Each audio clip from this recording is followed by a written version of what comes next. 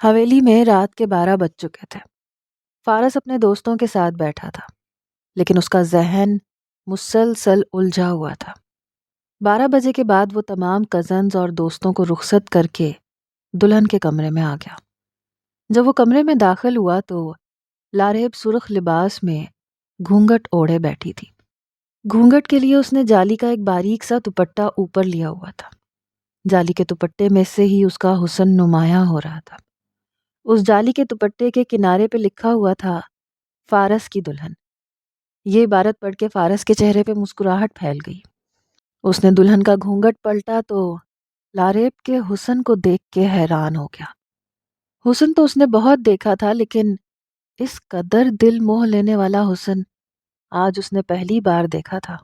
آخری بار اس نے لاریب کو 15 سال کی عمر میں دیکھا تھا، لیکن آج تو وہ کھل کے گلاب کا پھول لگ رہی تھی۔ کم عمر، کم سن، 21 سال کی حسین دوشیزہ۔ اسے دیکھ کے وہ اپنی تمام تر پریشانیاں بھول چکا تھا۔ پھولوں سے سجا سیج اور سیج پہ بیٹھی ہوئی پھول سی لڑکی۔ لاریب ابھی تک خاموش تھی۔ بہت خوبصورت لگ رہی ہو تم، یہ کہہ کے اس نے اپنی شیروانی کی جیب سے انگوٹھی نکالی جو منہ دکھائی کے لیے اس نے خریدی تھی۔ یہ تمہاری منہ دکھائی کا تحفہ۔ فارس نے یہ کہہ کے اس کا ہاتھ اپنے ہاتھوں میں لیا اور اسے انگوٹھی پہنانے لگا۔ اچانک ہی فارس کے ذہن میں ایک جھماکا سا ہوا۔ فارس اس کے ہاتھوں پہ لگی مہندی کے نقش و نگار کو دیکھ رہا تھا۔ انگوٹھی پہناتے ہوئے وہ ایک پل کو رک گیا اور وہ غور سے دیکھنے لگا۔ یہ تو وہی لڑیاں بنی ہوئی ہیں جو کل رات۔ اس نے دل میں سوچا، لیکن کچھ بولا نہیں۔ جب لاریب نے دیکھا کہ وہ انگوٹھی پہناتے ہوئے رک گیا ہے اور اس کے ہاتھوں کو دیکھ رہا ہے تو اس نے سر اٹھا کے پریشانی سے فارس کو سوالیہ نظروں سے دیکھا، لیکن فارس اس کے ہاتھوں کو ہی دیکھ رہا تھا۔ وہ سوال کرنا چاہتی تھی، لیکن شرم کے مارے سوال نہیں کر پا رہی تھی۔ اس نے آنکھیں اٹھا کے لاریب کو دیکھا۔ دونوں کی آنکھیں چار ہوئیں تو لاریب نے گھبرا کے نگاہیں نیچی کر لیں۔ مہندی تو بہت اچھی لگی ہوئی ہے تمہیں، کس نے لگائی ہے؟ فارس نے معنی خیز سوال کیا۔ وہ لاریب کو یہ دکھانا چاہتا تھا کہ وہ اس کے مہندی کے ڈیزائن کو دیکھ رہا ہے۔ فائزہ نے۔ لاریب نے گھبراتے ہوئے فارس کی چھوٹی بہن کا نام لیا۔ فائزہ فارس سے چھوٹی تھی، لیکن لاریب کی ہم عمر تھی۔ اچھا، مجھے نہیں پتا تھا کہ فائزہ اتنی اچھی مہندی لگاتی ہے۔ مجھے لگا تم نے پارلر سے لگوائی ہے۔ فارس نے مسکراتے ہوئے اس کے دونوں ہاتھوں کو اپنے ہاتھوں میں تھام لیا۔ جواب میں لاریب صرف مسکرا دی، کچھ بولی نہیں۔ تم چینج کر لو، تمہارا ڈریس بہت بھاری ہے، یقیناً تمہیں اس میں کمفرٹیبل فیل نہیں ہو رہا ہوگا۔ چینج کر کے آؤ، میں ویٹ کر لیتا ہوں۔ فارس نے کہا تو وہ اپنا لہنگا سنبھالتی ہوئی اٹھی۔ جب وہ اٹھ کے فارس کے سامنے سے گزر گئی تو خوشبو کا ایک جھونکا فارس کے نتنوں سے ٹکرایا۔ اس نے گہری سانس لے کے خوشبو کو اپنے اندر سمویا تو اچانک ہی اسے یہ خوشبو کچھ مانوس سی لگی۔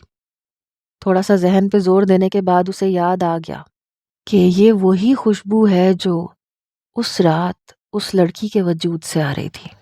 تھوڑا ذہن پہ زور دینے کے بعد اسے یاد آیا کہ یہی خوشبو مہندی والے دن بھی اسے محسوس ہوئی تھی، جب لاریب کو اس کے سامنے بٹھایا گیا تھا مہندی لگانے کے لیے۔ ایک دم سے فارس کے سر میں درد شروع ہونے لگا۔ وہ وہیں پہ بیٹھا ہوا اپنی کنپٹیوں کو مسلنے لگا۔ تھوڑی دیر بعد لاریب چینج کر کے ڈریسنگ روم سے باہر نکلی تو دیکھا کہ فارس اپنی کنپٹیوں کو اپنی انگلیوں سے زور زور سے مسلتا جا رہا ہے، ایسے جیسے اس کے سر میں بہت درد ہو۔ آپ کی طبیعت تو ٹھیک ہے؟ لاریب نے پریشانی سے پوچھا۔ میرے سر میں درد ہو رہا ہے، میں سونا چاہتا ہوں، پلیز تم لائٹ آف کر دو، فارس نے کہہ کے تکیہ اٹھا کے سامنے بڑے سے صوفے پہ جا کے رکھا اور لیٹ گیا اور آنکھیں بند کر لیں۔ لاریب حیرت سے اسے دیکھ رہی تھی۔ تھوڑی دیر بعد جب فارس کو احساس ہوا کہ لائٹ بند نہیں ہوئی تو اس نے ایک آنکھ کھول کے دیکھا۔ لاریب بت بنی اسی پوزیشن میں کھڑی تھی اور اسے دیکھ رہی تھی۔ میں تم سے کہہ نہیں رہا کہ لائٹ آف کر دو، میرا سر پھٹ رہا ہے، کیوں مجھے پریشان کر رہی ہو؟ اب کی بار فارس نے تھوڑا سا اونچی آواز میں کہا تو لاریب کانپ گئی اور جلدی سے لائٹ آف کر دی۔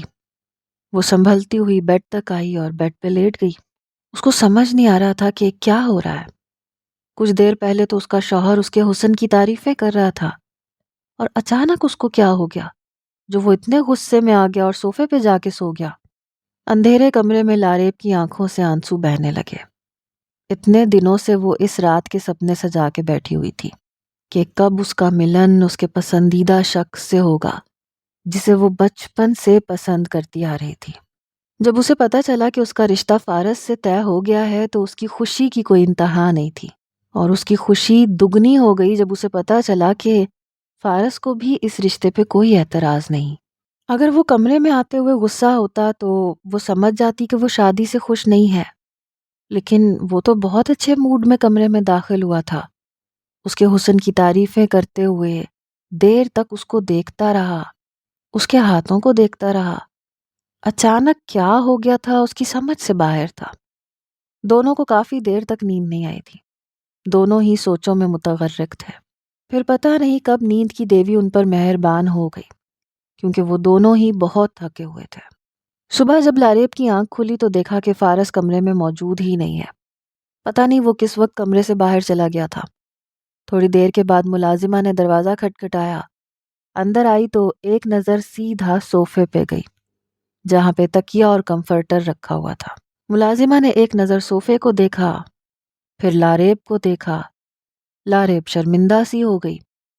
مجھے صوفے سے تکیہ اور کمفرٹر پہلے ہی اٹھا لینا چاہیے تھا، اب تم سب کو باتیں بنانے کا موقع مل جائے گا، لاریب نے دل ہی دل میں سوچا۔ بی بی جی آپ کو صاحب جی اور بیگم صاحبہ ناشتے کی میز پہ بلا رہے ہیں، کہہ رہے ہیں آپ اور فارس صاحب جلدی جلدی ناشتہ کرنے کے لیے آ جائیں۔ ملازمہ نے کہا تو وہ پریشان ہو گئی۔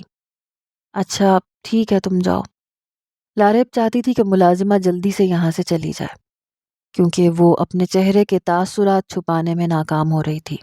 تھوڑی دیر بعد وہ تیار ہو کے ناشتے کی ٹیبل پہ آئی جہاں تمام حویلی والے ان دونوں کے منتظر تھے، لیکن اکیلی لاریب کو آتا دیکھ کے سب پریشان سے ہو گئے۔ تم اکیلی کیوں آئی ہو لاریب؟ فارس کہاں ہے؟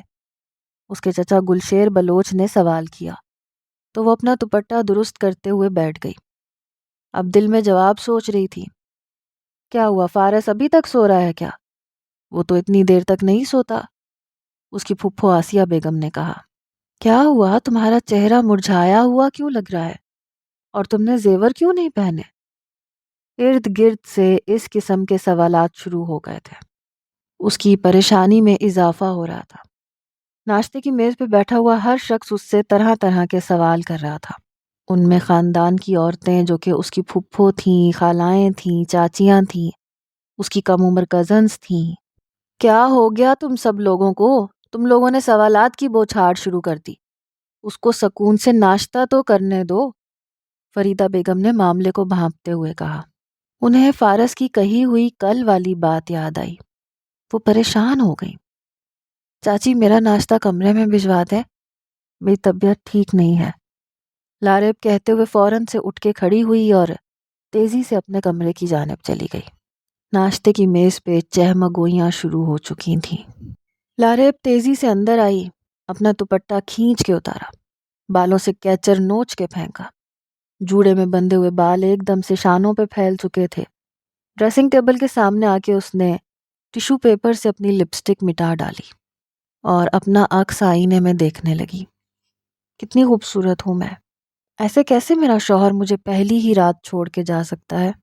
پتہ نہیں کہاں چلا گیا ہے وہ، اب میں سب کے سوالوں کا کیا جواب دوں گی؟ وہ حیرت سے اپنا عکس آئینے میں دیکھ رہی تھی اور اپنے آپ سے سوال کر رہی تھی اور اپنے بال نوچنے لگی۔ اتنی دیر میں کمرے کا دروازہ کھلا، فریدہ بیگم اندر آئیں۔ کیا ہوا لاریب؟ تم نے اپنی کیا حالت بنا رکھی ہے؟ اور فارس کہاں ہے؟ مجھے جلدی سے بتاؤ، میرا دل بیٹھا جا رہا ہے، فریدہ بیگم نے کمرے کی کنڈی لگاتے ہوئے پریشانی سے کہا۔ صوفے پہ سویا ہے رات آپ کا بیٹا، اور صبح ہوتے ہی پتہ نہیں کہاں چلا گیا۔ کیا قصور تھا میرا چاچی جی؟ میں نے تو آپ سب کی رضامندی سے شادی کی ہے، کبھی کوئی غلط کام نہیں کیا، تو پھر آج میرے ساتھ غلط کیوں ہو رہا ہے؟ لاریب نے کہا اور دونوں ہاتھوں سے منہ چھپا کے پھوٹ پھوٹ کے رونے لگی۔ تمہاری کیا بات ہوئی ہے فارس سے؟ کچھ تو بتاؤ تاکہ میں کسی نتیجے پہ پہنچ سکوں. باہر میرا مذاق بن رہا ہے. تمہیں تو پتہ ہے تمہاری پھپھو، تمہاری چاچیاں اور خاندان کی باقی عورتیں سب میری خوشیوں سے کتنا جلتی ہیں. جب سے تم دونوں کی شادی طے ہوئی ہے تب سے وہ موقع ڈھونڈ رہی ہیں میری خوشی خراب کرنے کا، اور آج سب کو موقع مل گیا.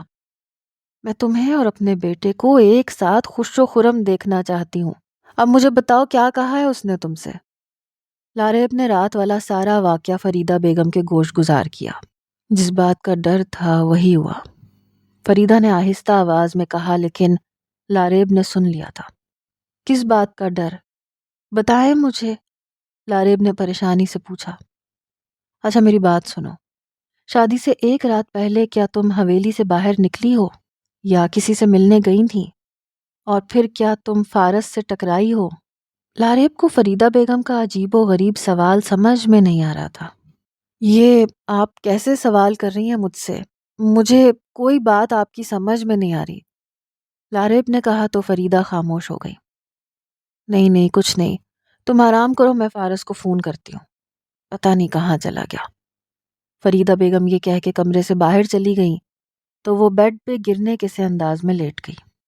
کیا تم شادی سے ایک رات پہلے حویلی سے باہر نکلی ہو کسی سے ملنے کے لیے اور فارس سے ٹکرائی ہو؟ اس کے کانوں میں فریدہ بیگم کے الفاظ گونج رہے تھے. وہ اس رات کے بارے میں سوچنے لگی تو اس کا دل تیزی سے دھڑکنے لگا. اچھا تو وہ فارس تھا اس رات. اس نے اپنے خشک لبوں پہ زبان پھیرتے ہوئے کہا. کہاں ہو فارس تم؟ ہر کوئی مجھ سے سوال کر رہا ہے. تمہیں پتہ بھی ہے آج تمہاری شادی کی پہلی صبح ہے. تمہیں اس وقت سب حویلی والوں کے بیچ میں ہونا چاہیے تھا، اپنی بیوی کے ساتھ. کیوں سب کو میرا مذاق اڑانے کا موقع دے رہے ہو؟ تم جانتے ہو نا میری خوشی سے اس حویلی میں کوئی خوش نہیں ہوتا ہے. فریدہ بیگم نے اپنے بیٹے کو فون پہ سلواتیں سناتے ہوئے کہا. میں باہر واک کرنے آیا تھا، آ رہا ہوں واپس، فارس نے آرام سے کہا. اس کے اندر ایک جنگ چل رہی تھی لیکن اپنی ماں کی خوشیوں کو خراب نہیں کرنا چاہتا تھا. تھوڑی دیر بعد وہ حویلی آ گیا اور خوش رہنے کی بھرپور اداکاری کرتے ہوئے اپنی ماں کو مطمئن کر گیا تھا. سب کی زبانوں پہ تالے لگ چکے تھے جو اب سے پہلے عجیب و غریب باتیں کر رہے تھے. آپ کو تو پتہ ہے میں صبح سویرے تازہ ہوا میں واک کرنے جاتا ہوں. بس کھیتوں میں تھوڑا دور نکل گیا تھا. بہت اچھا محسوس ہو رہا تھا. صبح بہت سہانی تھی، واپس آنے کا دل ہی نہیں کر رہا تھا. اتنی سی بات تھی اور آپ لوگوں نے پیچھے ہنگامہ کھڑا کر دیا. وہ ناشتے کی ٹیبل پہ کرسی گھسیٹ کے بیٹھتا ہوا بولا. امی لاریب کہاں ہے؟ اسے بلائے نا. فارس نے خوش باش انداز میں اپنی ماں سے کہا تو فریدہ بیگم کو سکون آ گیا اور اپنے بیٹے پہ بہت پیار آیا. وہ جانتی تھیں کہ ان کا بیٹا پریشان ہے لیکن اپنی ماں کی عزت رکھنے کے لیے وہ بھرپور اداکاری کر رہا ہے. یا اللہ، ہر ماں کو فارس جیسا بیٹا عطا کر. فریدہ کے دل سے دعا نکلی تھی. وہ آ گیا ہے، تمہیں بلا رہا ہے. تیار ہو کے میرے ساتھ چلو پلیز.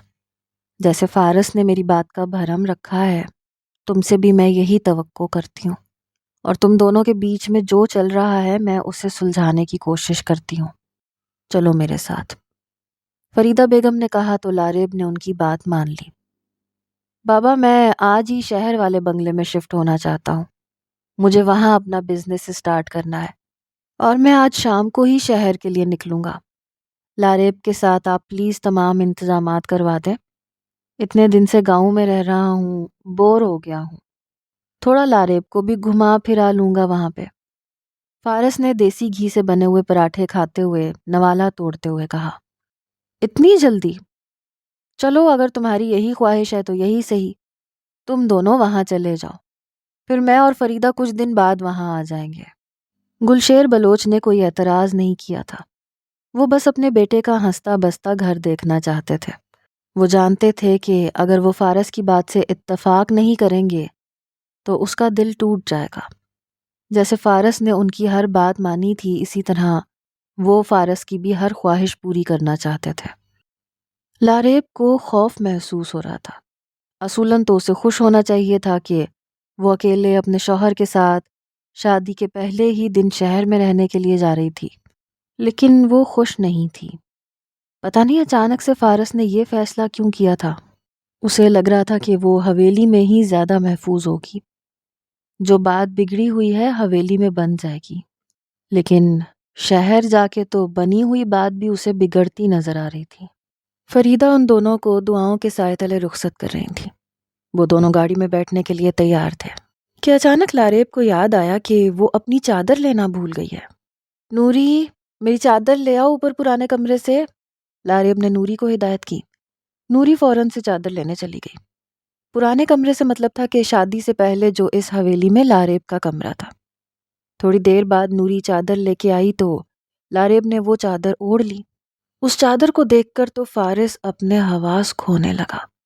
اسے اپنی آنکھوں کے سامنے اندھیرا نظر آ رہا تھا، لیکن وہ تمام حویلی والوں کے سامنے تماشا نہیں بنانا چاہتا تھا۔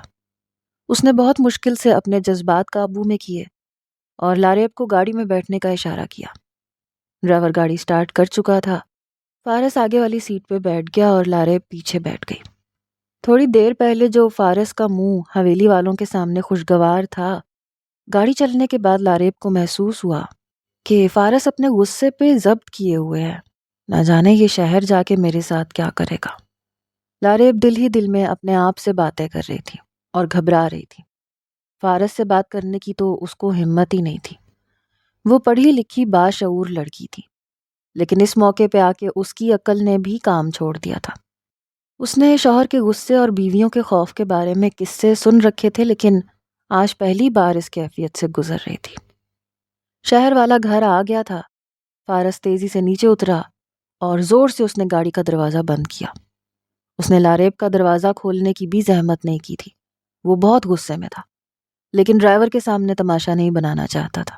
لیکن ڈرائیور کے سامنے لاریب شرمندہ ہوئی تھی، کیونکہ وہ ایک دن کی نئی نویلی دلہن تھی اور اس کا دلہا اس کا دروازہ کھولنے کے بجائے سیدھا اندر چلا گیا تھا۔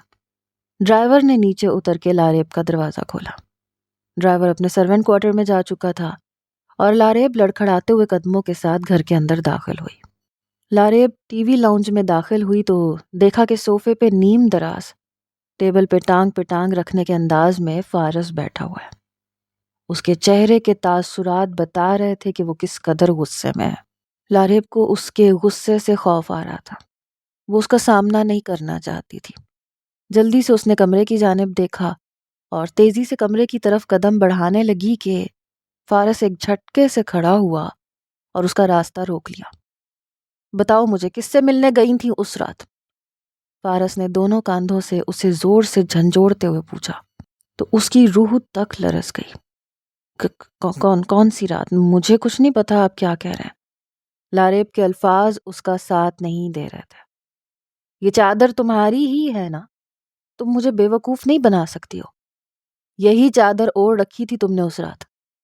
بتاؤ مجھے کون تھا وہ؟ تمہارا اس کے ساتھ بھاگنے کا ارادہ تھا نا؟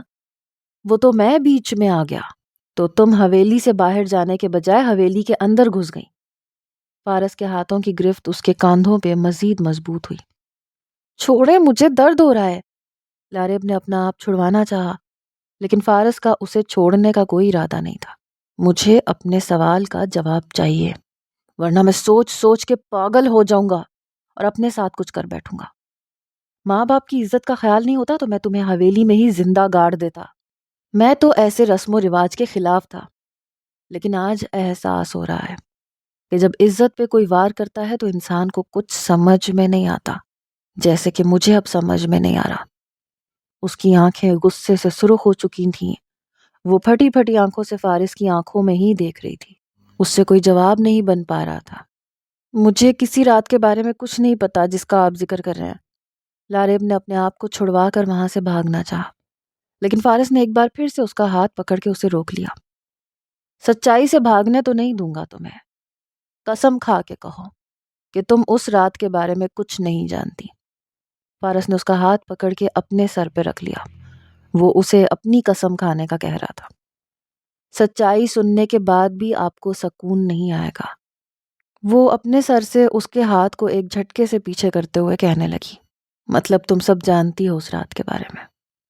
تب سے لے کے میں یہی دعا کر رہا تھا کہ کاش میرا اندازہ غلط ہو، کاش وہ لڑکی تم نہ ہو۔ تمہیں دلہن کے روپ میں دیکھ کے میرے دل کی دنیا میں بہار آ گئی تھی، لیکن تو وہ تم تھی۔ فارس کا ہاتھ تھم چکا تھا، وہ ایک ہارے ہوئے جواری کی طرح وہیں زمین پہ بیٹھتا چلا گیا۔ لاریب نے تھوک نگل کے اسے زمین پہ گرتے ہوئے دیکھا۔ آپ اٹھ کے بیٹھ جائیں، لاریب نے کہا۔ ہمیشہ کے لیے تو گرا دیا تم نے مجھے، اب میں نہیں اٹھ سکتا کبھی بھی۔ اس خوبصورت چہرے کی اتنی بھیانک تصویر دیکھ رہا ہوں۔ کل شادی ہوئی اور آج بربادی ہو گئی۔ فارس اب نیچے فرش پہ ہی بیٹھا بول رہا تھا۔ لاریب بھی اس کے ساتھ ہی ماربل کے فرش پہ بیٹھ گئی۔ تھوڑی دیر دونوں کے مابین خاموشی رہی، پھر فارس بولا، بتاؤ کون تھا وہ؟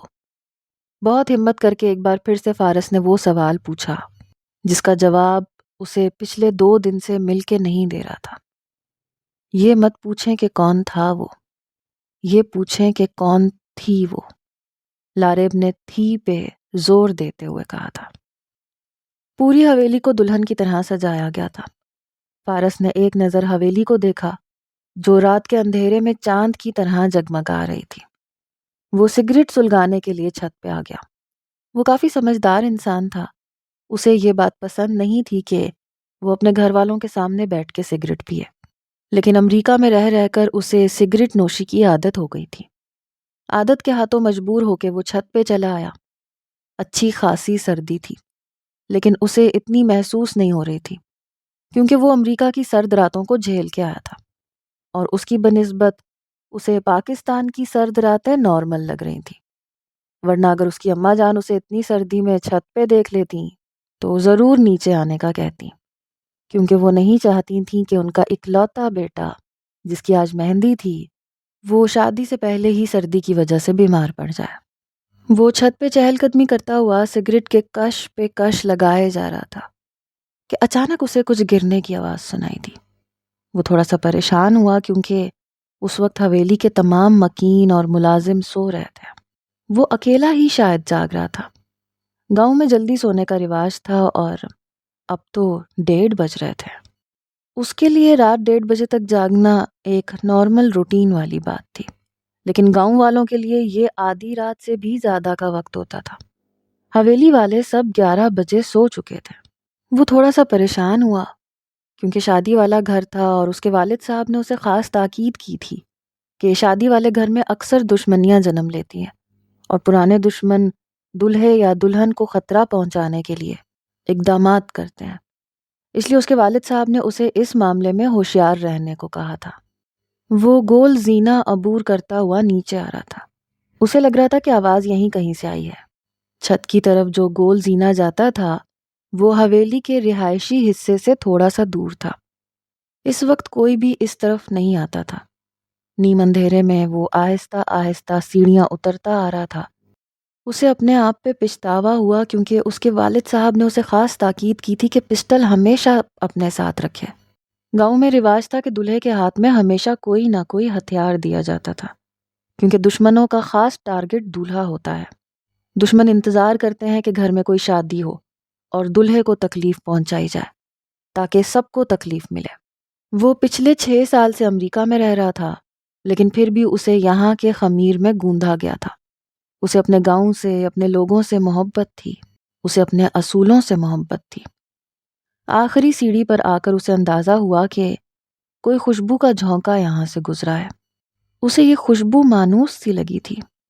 اسے لگا کہ آج ہی اس نے اس پرفیوم کی خوشبو محسوس کی ہے۔ وہ سوچ میں تھا کہ یہ خوشبو اس نے کہاں محسوس کی تھی، اپنے بہت قریب محسوس کی تھی، اور اسے اس پرفیوم کی خوشبو بہت ہی اچھی لگی تھی۔ اس لیے اس نے اسے فوراً نوٹ کر لیا تھا کہ یہ خوشبو اس نے آج سونگھی تھی، مگر کہاں؟ انہی سوچوں میں غلطاں وہ تھوڑا آگے تک آیا۔ حویلی کے پچھلی حصے میں اسے 2 سائے نظر آئے۔ وہ سوچ رہا تھا کہ اب وہ کیا کرے، کوئی ہتھیار بھی اس کے پاس نہیں تھا۔ اگر وہ سب کو آواز دیتا تو یقیناً جو کوئی بھی سامنے ہے وہ اس پہ حملہ کر دے گا۔ تو خاموش رہنے میں ہی اس نے حکمت جانی اور جائزہ لینے لگا کہ سامنے والے 2 لوگ کون ہیں اور یہاں پہ کیوں موجود ہیں۔ یہ بھی ہو سکتا تھا کہ وہ کوئی ملازم ہو یا حویلی کا کوئی فرد ہو، کیونکہ وہ بھی تو حویلی کا فرد تھا۔ اور رات کے اس پہر جاگ رہا تھا۔ وہ دیوار کے پیچھے چھپ کر وقفے وقفے سے انہیں دیکھنے لگا کہ وہ دونوں کون ہیں اور اس وقت یہاں پر کیا کر رہے ہیں۔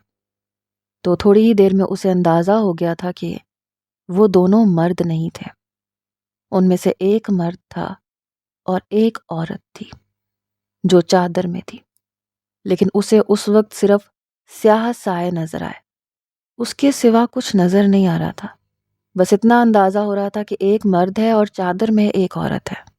وہ تھوڑا مزید پیچھے ہوا تو کسی اینٹ کے ساتھ اس کا پاؤں ٹکرایا اور وہ تھوڑی سی آگے سرک گئی، جس کی وجہ سے آواز پیدا ہوئی۔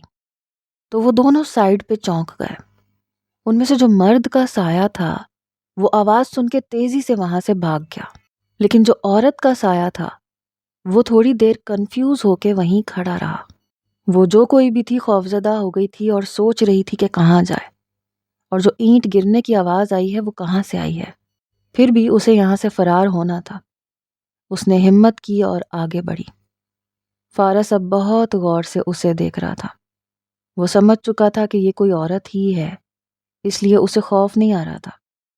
ہو سکتا ہے کوئی ملازمہ ہو، لیکن اتنی مشکوک حرکت ایک ملازمہ کیوں کرے گی؟ فارس نے محسوس کیا کہ وہ جو کوئی بھی ہے تیز تیز قدم اٹھاتی ہوئی اسی جانب آ رہی ہے جہاں پہ فارس کھڑا تھا۔ فارس کے قریب آ کر اس نے اپنے قدم تیز کر لیے تھے۔ اسے اندازہ نہیں ہوا کہ سامنے کوئی ہے۔ جیسے ہی وہ قریب آئی تو فارس دیوار کے پیچھے سے برآمد ہوا اور اچانک وہ اس کے سامنے آ گیا۔ وہ تیزی سے فارس سے ٹکرائی۔